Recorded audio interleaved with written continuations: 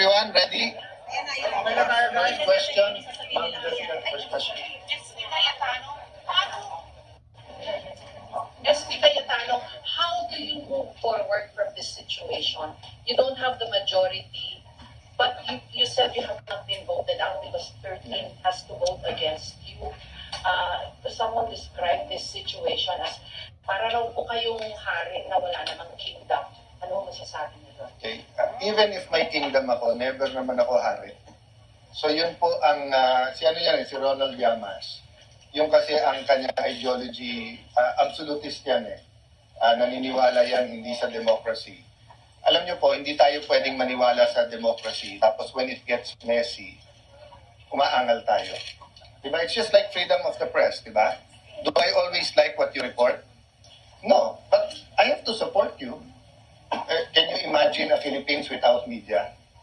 So that's why we went silent or went quiet nung Monday.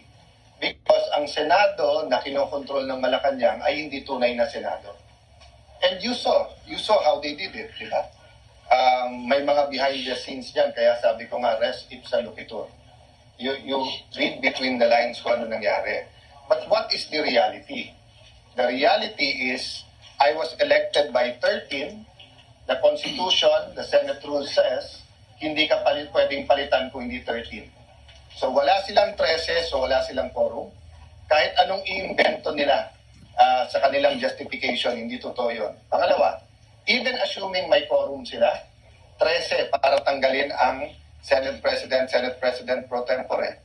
Even if natanggal nila, kasi yung all seats vacant, nung pinukpok pa lang, natawa na ako, hindi alam ni Senator Win, you cannot declare all seats vacant with 12.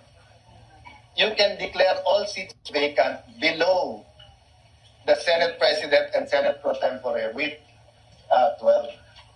Pero hindi pwedeng Senate President. So dapat ang pinupok ni Senator Win is that the motion is lost.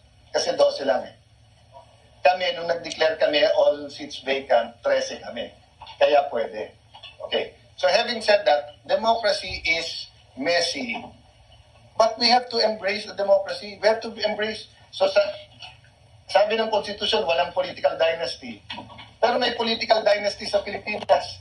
Ibig ba sabihin, sunugin na natin buong Pilipinas? So sunugin na natin ang Senado because hindi nila gusto kung sino majority, kung sino ang Senate President. Pag sila nag-walk out, okay lang. Tignan niyo yung post ni Bam Aquino. Pag nag-walk out, para sa bayan. Pag kami hindi dumating, ayaw magtrabaho. O ano sabi nila? Ayaw namin magtrabaho. Sabi nila, maiipit yung mga general sa CA. Sabi nila, kawawa yung mga pasyente sa ospital. Kawawa yung mga estudyante, etc. O nung nag-session sila, may 12 sila. Sabi nila, may quorum. Anong ginawa nila? Nag-CA meeting ba sila? Technically, they can have a session till tomorrow. Hindi. Nag-adjourn sinedie. O, pinasaba nila yung sa ospital, sa pasyente. Nasa agenda yun, pwede nila hindi nila pinasa. So makikita mo, they're talking about power. We're talking about what is right. Yung katotohanan, napansin nyo kanina, if they attended today, then na-test nila yung credibility. Ito ang ayaw lumabas. Diba? Why would you call, ang nakalagay sa rules dito, kapag ka may problema ang security ng Senado, you can ask law enforcers, pati police for help. Kita nyo gaano kadaming police na sa labas. Saan ka nakakita, Secretary of DILG ang papatawag? So, si Senator Win wants to be Senate President, but he's exercising all kinds of immaturity to our democracy. Papayag siya, 12 lang. Papayag siya acting SP, samantalang nakalagay dito, you can only have acting SP pagkapatay na o walang SP. Papayag siya na ang tatawagan niya, Secretary of Interior, para dito. Anong image ng Senate? So dun sa inyo na buhay pa nung martial law, o anong ibabalik natin yung ganung image? It was a different time. There were different circumstances. So, ang sagot ko, Jessica, doon, they have to deal with it. And I have to deal with it. But I have to assert my authority as Senate President. Now, it's up to the employees ng Senate sa konsensya nila. Kasi alam naman nila kung sino sasabing totoo. So now, it's between power and truth. The truth is, and all of you know this by your heart, there are 24 senators. So you need 13 for a quorum and for a majority. Eto, tanong ko sa inyo ha, kung napasa nila, quorum 22 daw, 12, ilan ang kailangan para ma-impeach ang isang official? 2/3, 16. Okay? So, mga aresto na naman ng ano. So, ang 12 is 2/3 of 18. So, kung mga aresto sila ng 6 na senador, i-convict nila kung sino gusto silang convict. Sasabihin nila, nakakulong yung 6 eh. So, ang quorum namin is based on 18. So, based on 18, 10 lang ang quorum. 12 is 2/3. Yan ang kasunod nito. O, anong kasunod? PIO con us. So, hindi biro yung kasunod doon. Hindi ito labanan ng si Soto o si Cayetano, si Gatchalian o si Cayetano, ang Malacanang at Senate. Hindi po future ng ating bansa ang at stake dito. Kaya hindi masagot diretso ng Malacanang at ng 11+1 kung anong pinanggagawa nila. Sabi nila, ekonomiya yung issue. Ayaw naman nila mag-usap tungkol sa ekonomiya. Sabi nila, impartial daw yung trial. Kailangan impartial. O may nakita na ba kayong partiality sa amin? Is there anything in my reputation? Sabi nila, yan si Alan nangangagat ng amo niya. O unang-una, hindi ko amo si Vice President Sara. Pangalawa, kaibigan ko siya, pero hindi namin parating nagkakasundo sa politika. O, so wala naman pala silang angal sa impartiality ko. O, bakit ngayon sinasabi? So, Ma'am Jessica, the point is, for their convenience, the media, the Constitution, Senate should bend backwards. I don't think so. I think they should follow the law. Isa na lang po, anong reaction nyo nung sumipot publiko kahapon si Senator Escudero? Tapos nagkaroon po ng majority yung dating minority. I'm praying for him. I know his circumstance. Many people close to me said a lot of things last night. At ang sabi ko, kung alam nyo lang ang pinagdadaanan ng bawat senador, alam mo ang pinakamabigat sa akin, I'm just human but pinakamabigat sa akin, pag lalaki umiyak. Kasi lalaki din ako eh. sa buong buhay ko, twice ko lang nakita umiyak dad ko. Nung EDSA Revolution and then one more time. 2 beses ko lang nakita umiyak ang dad ko. Nung nag-pass away dad ko, yung minuto na nag-pass away siya, lalabas yung luha sa mata ko, sinabihan ako ng uncle ko, you're the man of the house, you have to take charge. Kumbaga, hindi ka pwedeng umiyak. So makita ko yung kapwa senador na umiiyak, na may kaso sila, na hindi sila guilty, pero pinipilit silang sumunod. Mabigat sa akin yon. So hindi ko isa-isahin kung sino-sino yung mga yon. Yung isang binanggit ko nga kanina, walang kaso. Pero natakot na mabanggit ni Senator Lacson. That's the reality we're doing now. So I ask all of you, akala ko ba, sabi niyo, ang gusto niyong mga senador, Salonga, Tanyada, Recto, Miriam de Pedro Santiago, okay, then help us. Because that's not what is happening now. Diba? Para kaming grupo ng konsehal o ng mga barangay kagawad na tinatakot ng sigang mayor. That's what's happening in the Senate now. You may disagree with me, you might not like me, but you know in your heart, I am telling you the truth. Yun ang importante. You know in your heart, I am telling you the truth. So that's my reaction. I'll keep to myself my feelings. But I tell you honestly, Jesse, I will be praying for him. I love him as a brother. Alam ko yung pinagdaanan ni Hart. Alam kong ama siya na yung nagtatanong yung anak niya anong nangyayari. So I'm praying for him. Sir, Of course, the Cayetano block and the Gatchalian block now are both insisting that you are right. Ano po ang magiging susunod ninyong hakbang? Lalapit po ba kayo sa Korte Suprema para ma-resolve po ito? Sila ang dapat pumunta sa Korte Suprema. Pero hindi nila gagawin yun dahil alam niyang mali sila. That's a trap for them that they want me to go immediately to the Supreme Court because they know it will take time. Maniwala po kayo, pag may naresto pang 2, 20, tapos majority na naman kami, mag-iimbento na naman ng iba yun, sila. So that's why I'm saying right now, no violence. I'm not calling for any kind of civil disobedience. I will calmly, actively fight for the rights of the Senate. rights of the duly elected Senate President and appeal to people's conscience. Diba? I mean, some things like this take one day, some take 20 years, but so be it. Ang role ko po ngayon ay paglaban ng Senate, paglaban yung totoo. But, naawa ako sa mga magbabar exam pag hindi nagsalita yung mga dean. Kasi ngayon, as you said, kampo ng Gatchalian, kampo ng Cayetano. Ngayon kasi, parang inaano nila sinong Marcos, sinong Duterte. Siguro naman, the Philippines is bigger than just two issues and two personalities, di ba? We can start deciding what's right or wrong per issue na hindi ka nababash ng kalaban o kakampi mo. Di ba? Yun ang problema. Senator.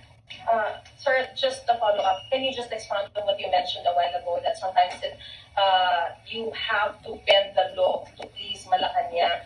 Are you saying na Bend the Malacanang has a Constitution? hand on this? That's why nagkaroon ng 12 sa kabilang kampo? Or what Yeah. are you, what is your No, reason for saying such? It's so. Senator Jinggoy told the Senate media, di ba? At the right time, susunod na kabanata, ilalabas sa inyo yung ebidensya ng mga tumatawag sa kanya, nasa kabinete yung mga yon, na ino-offer nga na wala na siyang kaso, na basta't huwag siyang aalis. That was not the first time that happened. It happened in February nung si Senator Legada. At least 3 o baka 4 silang tinawagan. Etong 11 nagmi-meeting to with Malacanang. Etong kahapon na nangyari, coordinated yan. Diba? I'll stop there kasi it's obvious naman eh. Diba? So, but let me say this, that's the problem. The President keeps getting wrong information. Pati yung 11, yun ang sinasabi. Na kalaban, gusto kang alisin ng mga yan, yung NBI hindi pumasok, sila ng gulo, sila ng paputok. Ang nagpapasok ng NBI sa Senate premises, mahigit 20 agents, ay si Senator Soto. Kompleto kami ng CCTV yan. Ang nanggulpe, NBI. Tapos naka-full battle gear sila Wednesday piniligiran. Pero lahat yan ay on the record at lahat yan hindi dumadating sa Pangulo ng tamang impormasyon. For Senator Marcoleta, sir, with all due respect, the media felt you made a sweeping accusation against the media na sabihin niyo po na bayaran ang mga media. Can you just clarify the statement at kung ano po yung ebidensya niyo para sabihin na bayaran ng media? Pwede niyo ba i-play yung statement ko if I said that exact sentence? Baka hindi ganun ang pagkakasali.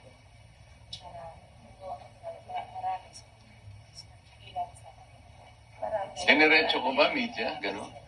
Yes, sir. No, gusto ko lang marinig muna para dami nyo. Parinig sila.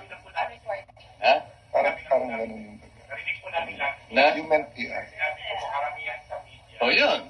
Kasi sabi mo, media, parang lahat na eh. Hindi ko nila lahat. Kasi, I'm coming from deep frustration. Ito na, umpisahan ko na eh. I was using the example in the rally of the INC last July 13 yata in 2025. It was a 2 million crowd gathered in Luneta. Rally ng INC yun. And I am one of the 4 speakers. So kung January 13 yun, January 14, I was expecting that will be reported. Report naman talaga eh. Ang banner, 2 million crowd gathered in Luneta. Except for the fact that I was the only one among the 4 speakers who provided the context of that rally. That rally kasi called for the rule of law, the due process of law, and then the INC, the INC position is for us to stop all these impeachment proceedings and let us face the problems of this country. They took the statement of the President, kasi sinabi ng President noon, walang ibubunga mabuti sa atin yung impeachment. Napakarami nating problema hinaharap. The INC supported that statement. So, sabi nila, tama yun. So, mag-rally tayo to support the President. And more than that, kailangan nating emphasize ang rule of law and due process. Ako yung nag-provide ng context na yun because hindi dahil sa ako lamang ay ang abogado sa INC. Marami po kaming mga kapatid na abogado sa INC. Kaya lang ako lang na nagkataon na member ng Congress. So I was in a better position to explain how the rule of law and due process are being violated. I spoke for about 45 minutes in that rally. Ano po yung pinaka-influential po nating mga malalapad na dyaryo? Philippine Inquirer and Philippine Star. Yung nag-report po ng incident na yon sa Philippine Star, 8 reporters. Pinagsama ang isang... They work on only one report. 8 reporters. On the other side, Philippine Inquirer, 3 reporters ang nagsama-sama to develop that story. So 11 reporters saw it. 11 reporters heard it. Alam mo niyo, wala man akong pangalan doon. Kahit na yung acronym lang ng pangalan ko, halimbawa may naglagay. Narinig namin si RTM. Baka sakaling tanggapin ko na po yun. There were senators na nagpunta doon. They were not invited.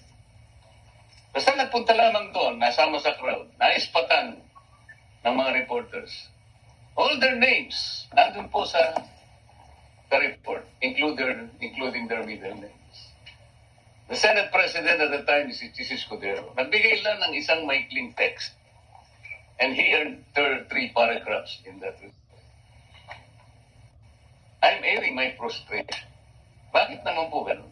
2 malalapad na dyaryo, if we are for the truth, kagaya ng sinasabi, pinagtatanggol ng Senate President. How come 11 reporters did not see me and did not hear me as though I did not exist on that day? I spoke for 45 minutes. What do you say?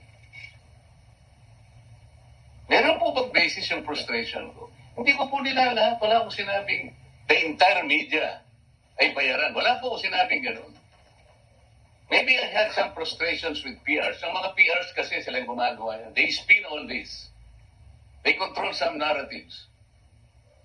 Kung ang basihan po natin ay katuwiran at katotohanan, kagaya po nung hinanap naming pilit dito, yung katotohanan sa flood control.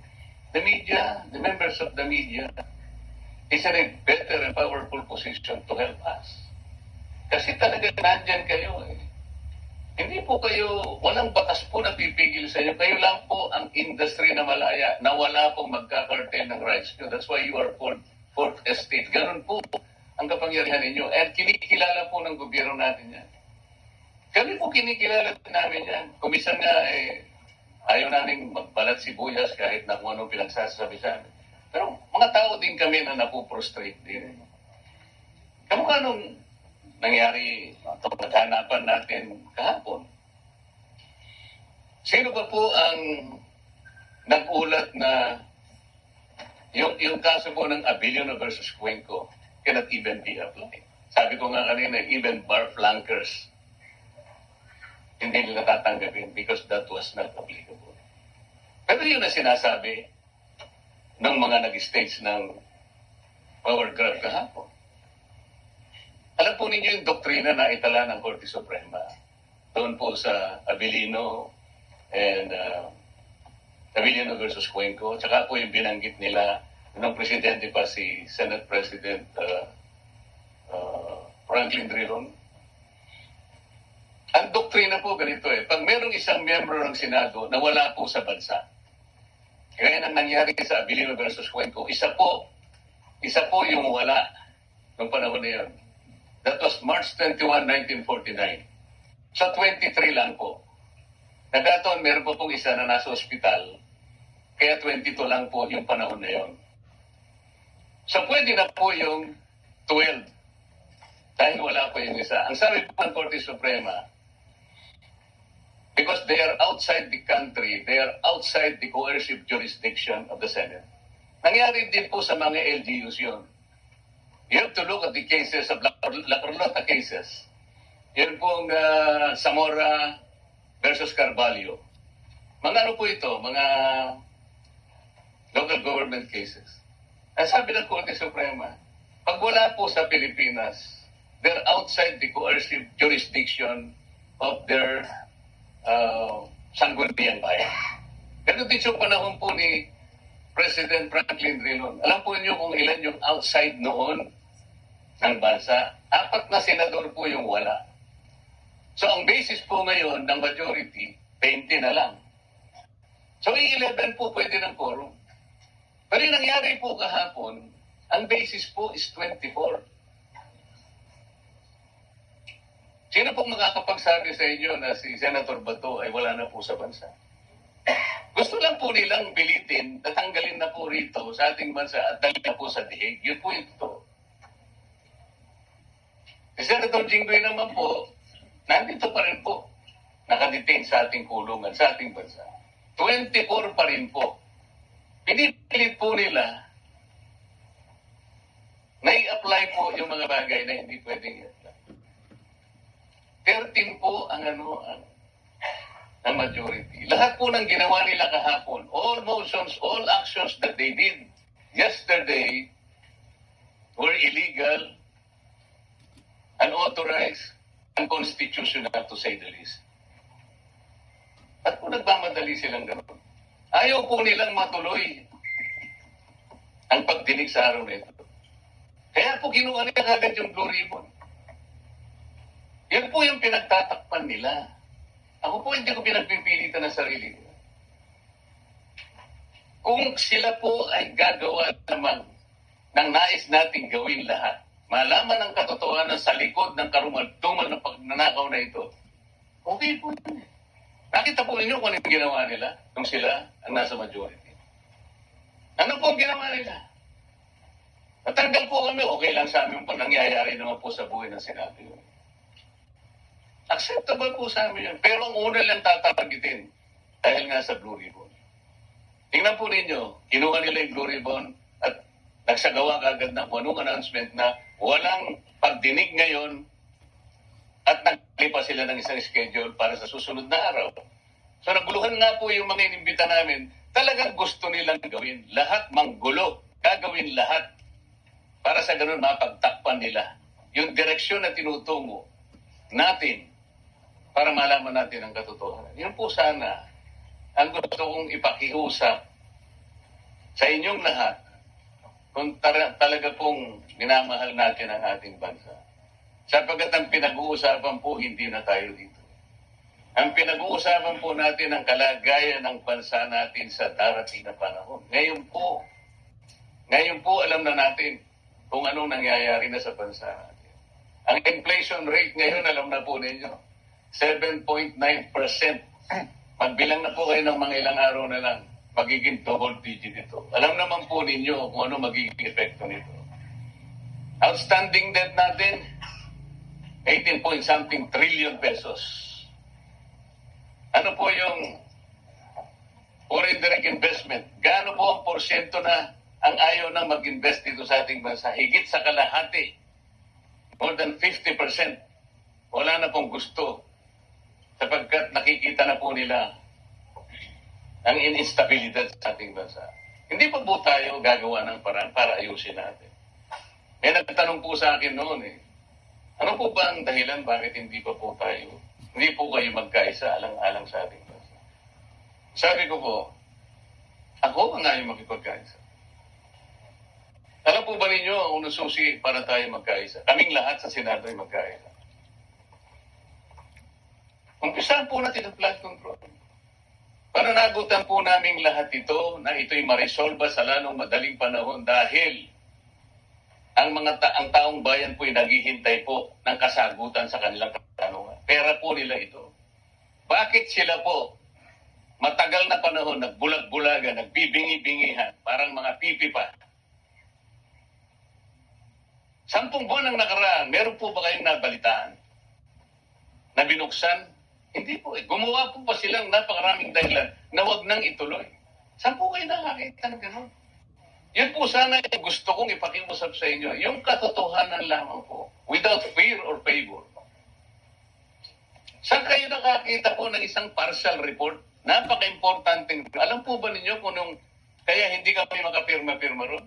Akala po ba ninyo binigyan kami ng kopya ng partial report na yun? Hindi po. Binigay lang po sa amin ay isang link. Kami ang magpiprint. Pagkatapos babasahin namin, binigyan nila ng instruction daw yung mga staff namin. Hindi pa po kami ang kinausap mga staff. Kapag yung mga principal ninyo ay pumayag at okay sa kanila yung partial report, ibababa namin yung last page, yung signatory page, signature page, pipirma ang principal. Paano ko papalitan nila yung bang bahagi ng report na yun? Alam pa ba namin? 500 pages. About 400 pages, more. Kasi nakalagay lang po, watermark, nakalagay. Paano kung palitan po yung mga pahina doon? Tilang importanteng mga bahagi doon. Ano ba po alam namin doon? Tama po ba yung ginagawang ganun? Kaya po kami ayaw po yung ewan po, yung may pumirma. Pero ako sabi ko, unang-una hindi kumpleto. Paano ako pipirma sa isang report na hindi kumpleto? Pangalawa, wala man lang, kahit na po pasintabi lang na may pumirma kung kanino galing ito. Wala po eh. Link lang po eh. Link. Kami magpiprint, makikita nyo may watermark. Pwede nilang itinay yun. Hindi naman yan ang binigay namin sa'yo. Pero nakapirma na kami. Ibababa sa opisina namin yung signature page, doon kami pipirma. Sapagkat alam na namin, nabasa na namin. Paano kung papalitan nila yung ilang bahagi o yung buong kabuuan ng bahagi na yun? Maliban lang sa pagiging parsa. Bakit po ninyo ibibigay na kondisyon yun para magpatuloy? Napakarami ko pong pangalang ibinigay sa kanya. Tawagin mo si ganito, tsaka si ganito para makompleto natin ito. Alam mo yung ginawa niya? I did not mean it. Ito po ay dahil sa frustration ko sa nangyari at sa nangyayari pong nakikita ko. Ang gusto ko po, makatulong kayong lahat para yung katotohanan. Ang katotohanan lang po importante rito. Wala na pong iba. Kapag ang pag-uusapan po natin hindi na katotohanan, hindi na po ako sasalito. Yun lang pong masasabi ko. Maraming salamat po. Papangalawahan ko lang yung sinabi ni Sen. Pasensya na kayo. Yung frustration, we're human. But if you noticed a while ago, kaya nga sinabi ko dun sa mga Marines, Attorney Lingol, let's not talk general. Mag-name kayo. So for example, ilan sa mga lumalabas ay PR, hindi media. Pero may media personality din. But just to share his frustration, meron na radio personality and news anchor, hindi Channel 7. Nandito, nung